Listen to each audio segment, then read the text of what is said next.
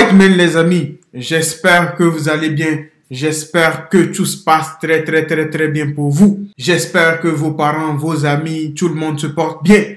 Aujourd'hui, on va réagir à Karima Katim qui met en PLS Sarah Saldman et le plateau de CNews. On va voir pourquoi Karima Katim met en PLS le plateau de CNews, les amis. On va voir, je ne sais pas pourquoi. N'oubliez pas de vous abonner. On est ensemble. Karima Katim remet en place le plateau de CNews. Pour ne pas changer, l'islam et les musulmans sont de nouveau le sujet d'actualité sur CNews. Le débat du jour, faut-il interdire les publicités des produits halal en France? Oui, selon Sarah Saldman, militante proche de l'extrême droite israélienne qui affirme que les publicités de produits halal pourraient inciter les téléspectateurs à se radicaliser et même à faire le ramadan. Des propos totalement inacceptables selon l'élu LFI Karima Katim qui, comme vous allez le voir, va remettre en place son interlocutrice tout en donnant une leçon d'histoire à Jean-Marc Morandini.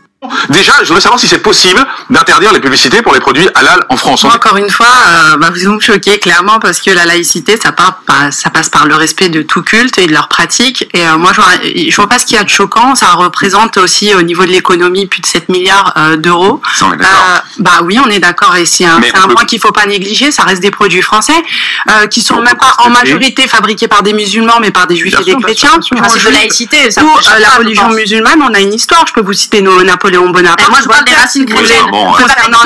Concernant l'islam. Très détail. Là, c'est pas des détails. C'est quand même Napoléon Bonaparte qui se convertit à l'islam. C'est l'histoire. C'est notre histoire.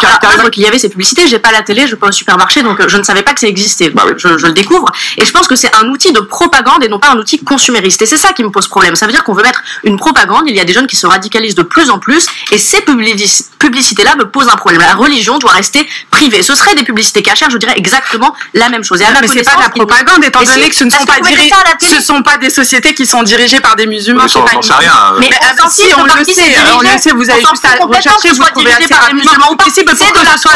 Pour que ce soit de la propagande, elle serait impulsée par justement ces dirigeants musulmans pour propager l'islam. Ce n'est pas absolument pas le cas. On a quand même plus de 5-6 millions de musulmans en France. Ça leur permet de savoir où trouver tel et tel. Et vous dites n'importe quoi là. Parmi ça incite. La publicité, c'est pour inciter les gens. Vous le savez quand même. Encore heureux. Mais alors, en quoi c'est bien d'inciter les gens à faire le ramadan?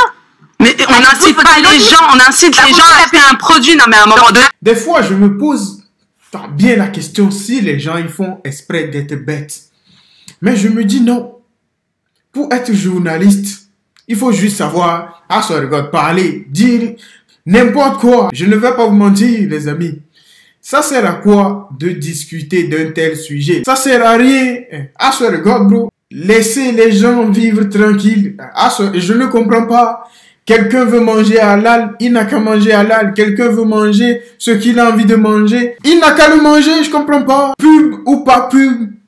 Laissez les gens tranquilles. I'm not gonna lie to you, bro. Je comprends pas. Il y a certains sujets sur lesquels on ne doit même pas discuter. Arrête de raconter des conneries.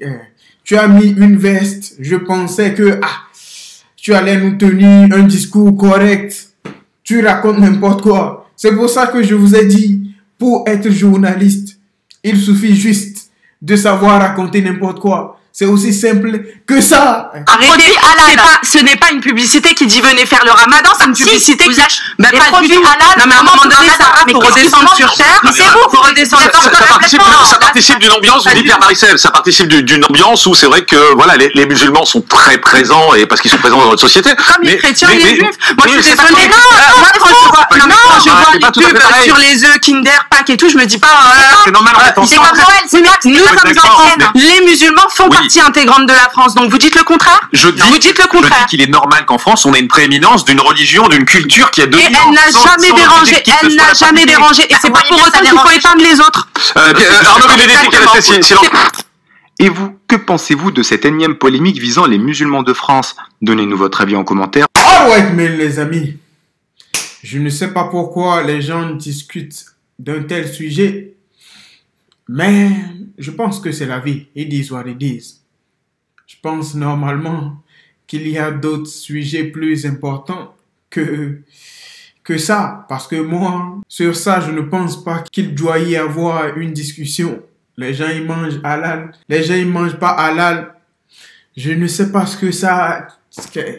That's crazy, man. C'est comme si on refusait aux gens de manger différents types de riz ou différents types de céréales. Malgré la diversité des céréales, les céréales restent toujours des céréales. C'est comme la viande, ça reste toujours une viande.